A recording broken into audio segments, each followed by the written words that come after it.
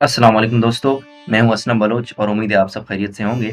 आज मैं अपने तजर्बे के मुताबिक आप लोगों को रिज़र्व सीट्स के टेस्ट की तैयारी के बारे में जो इम्पोर्टेंट बातें हैं, उस हवाले से गाइड करने आया हूं। तो सबसे पहले जो टिप्स हैं वो कॉमन टिप्स हैं, यानी बीएस फर्स्ट और बीएस फिफ्थ के लिए जो दोस्त तैयारी कर रहे हैं उन दोनों के लिए यकसां जो पॉइंट्स हैं वो, उसके बाद फिर बीएस फर्स्ट के लिए कुछ 1-2 बातें, उसके बाद बीएस फिफ्थ के दोस्तों के लिए कुछ गाइडेंस की अलग अलग से बातें हैं। यहाँ पर मैं टेस्ट प्रिपरेशन के हवाले से गाइड कर रहा हूँ। इसके अलावा जो टेस्ट सिलेबस है उसके हवाले से मैंने ऑलरेडी एक वीडियो बनाई हुई है। उसका लिंक मैं टॉप राइट जो आई बटन है वहाँ पर भी मैं दे दूंगा, इंशाल्लाह डिस्क्रिप्शन में दे दूंगा। और इसके अलावा जो टेस्ट पैटर्न है उसके हवाले से मैं ऑलरेडी वीडियो बना चुका हूँ। उसका भी उसका भी लिंक मैं आई बटन और डिस्क्रिप्शन में दे दूंगा, तो वहाँ पर आप मुलाहिजा कीजिए अपने। तो कॉमन टिप्स में जो पहली गुजारिश है वो ये है कि जितना भी आपने मटेरियल देखना है टेस्ट की तैयारी के लिए, तो कोशिश करें कि वो बलूचिस्तान के टेक्स्ट बुक्स हों, क्योंकि ये टेस्ट बलूचिस्तान में हो रहा है और मोस्टली जो क्वेश्चंस हैं वो वहीं से आते हैं, उन्हीं बुक से लिए जाते हैं। तो कोशिश करें उनसे मटेरियल लें और उनसे मदद लें। दूसरा ये है कि आपने एक शेड्यूल बनाना है, एक प्लान बनाना है कि इसके मुताबिक आपको चलना है और कितने चैप्टर्स एक दिन में करने हैं या कितने सब्जेक्ट्स को पढ़ना है। तो इस हिसाब से आप यानी अपना एक पूरा प्लान बनाएँगे, तो इससे आपको बहुत ज़्यादा मदद मिलेगी और आप पंक्चुअली काम करेंगे। उसके बाद है इंग्लिश ग्रामर, जो कि बहुत ज़्यादा मस्ट है, बहुत ज़्यादा ज़रूरी है, क्योंकि अगर किसी का इंग्लिश ग्रामर पहले से सही नहीं है ना, तो उसको टेस्ट में अच्छे मार्क्स करना इंग्लिश में काफ़ी मुश्किल हो जाता है, क्योंकि ये ग्रामर एक दिन में सीखने वाली चीज़ नहीं है या 1 महीने में सीखने वाली चीज़ नहीं है। तो आपने अगर पहले 6-8 महीने पहले किसी सेंटर में या कहीं पर आपने पढ़ा है या स्कूल में, तो आपको मदद मिल जाती है। तो कोशिश करें इस पर थोड़ा काम करें, और जिसकी इंग्लिश क्लियर है तो उसको परेशान होने की ज़रूरत नहीं है, क्योंकि ग्रामेटिकल क्वेश्चंस आते हैं और वो नॉर्मल किस्म के होते हैं, प्रीपोज़िशंस, पार्ट्स ऑफ स्पीच वगैरह, या कुछ डायरेक्ट इनडायरेक्ट या फिर आपके एक्टिव एज पैसिव वॉइस आ जाते हैं, तो ये इतने मुश्किल नहीं होते जिन्होंने ग्रामर पढ़ी होती है। उसके बाद है ये एक कॉम्पिटिटिव एग्ज़ाम है, तो फिर इसके बारे में सीरियस हों और अच्छे तरीके से आप पढ़ें। अब पिछले साल ऐसे ही हुआ कि 2 स्टूडेंट्स को मैंने काफ़ी गाइड किया, उनको कहा कि आप एक प्लान बनाएँ, इतने घंटे पढ़ाई को दें, तो उन्होंने उस बात को इतना सीरियस नहीं लिया। जब उन्होंने टेस्ट दिया, टेस्ट देने के बाद रात को उन्होंने मुझसे बात की, तो उन्होंने कहा कि भई आप तो बिल्कुल ठीक कह रहे थे, यहाँ पर बहुत ज़्यादा कॉम्पिटिशन है और आपने सही कहा था कि हमें इतने-इतने घंटे देने चाहिए थे। तो मतलब कहने का मकसद ये है कि आप लोगों को अभी से सीरियस होना पड़ेगा, अभी से आपको अच्छा टाइम देना होगा, वरना आपके लिए बहुत मुश्किल हो जाएगा पढ़ना। तो कोशिश करें बहुत ज़्यादा सीरियस तरीके से, अच्छे टाइम देकर और सही तरीके से आप पढ़ें। ऐसे नहीं है कि एक दिन आप 12 घंटे बैठें, दूसरे दिन 2 घंटे बैठें, तीसरे दिन आप बैठे ही ना। क्योंकि भाई साहब का क्रिकेट मैच था, इस वजह से वो बैठ नहीं सका, या फिर सिस्टर की कजन की मेहंदी थी। फिर चौथे दिन दोबारा से 12 घंटे और 14 घंटे बैठें। ये इस तरह से नहीं होता, आपने एक प्लान बनाना होता है और उस हिसाब से आपको चलना होता है। ये सब कुछ सीरियसनेस आने के बाद आपको करना होता है। तो सबसे पहले आप सीरियस हों कि ये बहुत ज़्यादा ज़रूरी और बहुत ही अहम टेस्ट हैं, जो आपकी ज़िंदगी पर बहुत बड़ा असर रख सकते हैं। उसके अलावा कौन से स्टूडेंट्स हैं जिनके सिलेक्शन के चांसेस ज़्यादा होते हैं? वो स्टूडेंट्स जिनका स्कोर 80%, 85% से ज़्यादा होता है, तो उनके चांसेस ज़्यादा होते हैं। इसके साथ-साथ ये भी ज़रूरी होता है कि उनके मार्क्स भी 75% या 80% से ज़्यादा हों, तो उनको काफ़ी मदद मिलती है सिलेक्ट होने में। लेकिन फिर वो यूनिवर्सिटी और डिपार्टमेंट के हिसाब से वेरी करता है, वो मुख्तलिफ भी हो सकते हैं। उसके बाद है आपको टेस्ट डेट की या फिर किसी अनाउंसमेंट की ज़रूरत नहीं है, आप प्रिपेयर करें, आपका काम प्रिपेयर करना है।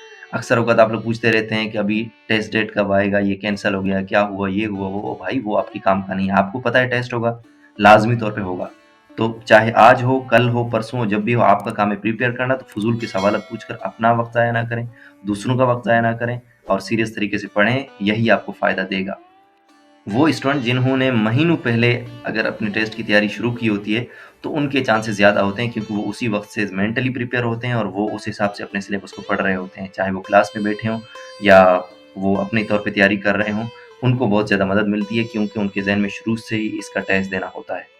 तो बेहतर ये है कि जो नेक्स्ट ईयर अप्लाई करने वाले हैं, तो उनको अभी से तैयारी करने की ज़रूरत है। तो ये थी कॉमन टिप्स।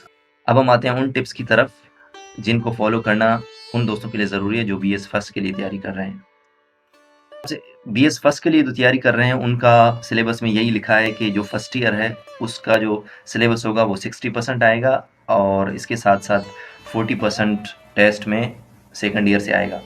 तो अपने सब्जेक्ट्स को भी उस हिसाब से आप तैयार करें और उनके लिए घंटे वाइज़ या किसी भी तरह से आप अपने मिज़ाज के मुताबिक प्लान रखें। मैंने 1-2 प्लान आपको बताए हैं, वो इस तरह से हैं कि मिसाल के तौर पे आप 1 दिन में 10 घंटे मुख्तस करें और उन 10 घंटों में 6 घंटे आप फर्स्ट ईयर को दे दें। फर्स्ट ईयर में फिज़िक्स को 2 घंटे, केमिस्ट्री को 2 घंटे और बायो को 2 घंटे दे दें, यानी फर्स्ट ईयर को आप टोटल 6 घंटे डेली दे रहे हैं और 12वीं क्लास को आप 4 घंटे दे रहे हैं, तो 1.5 घंटा फिज़िक्स को, केमिस्ट्री को 1.5 घंटा और बायो को 2 घंटे आप दे रहे हैं, तो ये टोटल 5 घंटे होते हैं। तो इस हिसाब से ये तकरीबन 11 घंटे या समथिंग होते हैं। तो मतलब ये है कि आप दिन में 10 से 11 घंटे आप जब रखेंगे, तो आपके लिए बेहतर रहेगा। इसके अलावा आप इस तरह भी कर सकते हैं कि एक पूरा डेडिकेटेड डे उसमें जितना आप पढ़ सकते हैं, वो 11वीं क्लास को दे दें, फिर अगले दिन आप 12वीं क्लास की पढ़ाई करें। तो किसी भी तरीके से आप अपना प्लान बना सकते हैं। उसके अलावा कोशिश करें कि मुकम्मल सिलेबस को आप कवर करें क्योंकि कोई भरोसा नहीं है, कहीं से भी एमसीक्यूज़ आ सकते हैं। तो पहले इवैल्यूएट करें कि कौन-कौन से इम्पोर्टेंट हो सकते हैं और उस हिसाब से आप फिर उनको तैयार करना शुरू कर दें। जो बीएस 5th के स्टूडेंट्स हैं, उनके कोई हार्ड एंड फास्ट रूल नहीं है, उनको कोई स्पेसिफिक सिलेबस नहीं दिया गया जिस तरह से बीएस फर्स्ट के लिए दिया जाता है कि फर्स्ट ईयर और सेकंड ईयर से तैयारी करना है प्योरली इंग्लिश ग्रामर के अलावा। तो इनके लिए फिर इस तरह से है कि मैथमेटिक्स है, पाक स्टडीज़ है, इस्लामिक स्टडीज़, ये 3 सब्जेक्ट्स वो लोग तैयार कर सकते हैं जो 5th क्लास है। 5th, 6th, 7th, 8th, 9th और 10th मोस्टली उन्हीं में से आता है, मैथमेटिक्स हो, इस्लामिक स्टडीज़ हो या फिर अपना पाक स्टडीज़ हो, तो ये उनसे मदद ले सकते हैं। मैथमेटिक्स स्पेशली बेसिक मैथमेटिक्स तो 8th क्लास तक ही कंप्लीट हो जाती है, तो अगर उसको वो तैयार कर लेते हैं तो काफ़ी कुछ उन्हें हेल्प हो सकती है। इसके अलावा जो जनरल नॉलेज है, कंप्यूटर साइंस है, एनालिटिकल है, उसके लिए मेरा ये पर्सनल मशवरा होगा कि वो कोशिश करें एमसीक्यूज़ के ज़रिए से तैयार करें इसको। जीके की तैयारी हो या फिर दूसरे हों, तो उनके लिए वो एमसीक्यूज़ का इंतज़ाम करें और एमसीक्यूज़ को तैयार करें या फिर उन्हें याद करें, तो उनकी तैयारी बेहतर हो सकती है। उसके अलावा कई स्टूडेंट्स हैं जो कि सीरियस नहीं होते, तो उनके लिए मैंने एक फ़नी अंदाज़ में कुछ सोचा है कि उनको उन्हीं की ज़बान में समझाऊँ कि भाई आप सीरियस हों और पढ़ें। तो सबसे पहले आता है मिरावी, kana ilum हिम्मत कर, रिज़र्व सीट तैयारी ये करक, नेकी दा जवाना फकीनी नते रता खिस्तूलिस और हिच कप्पिस, दाउना जवानी मोगटी। सिंधी, भाऊ छा तो करें, रिज़र्व सीट जे टेस्ट जी तैयारी कर, हिम्मत कर भाऊ, घणो मुकाबलो आ, तुंहिंजी तैयारी लाज़मी आहे इन जे लाइ। सिराइकी, क्या करें दा पाईं दोस्त, उठ वन, रिज़र्व सीट्स दे टेस्ट की तैयारी कर। बलूची, संगत छे का न गए, हिम्मत का, रिज़र्व सीट दे टेस्ट की तैयारी भी का, कंपटीशन बाज है, तई वास्ते बाज मुश्किल भी रंदा। खेतरानी, छा पे कहना दोस्त, खड़ा थी, रिज़र्व सीट्स दे टेस्ट की तैयारी कर।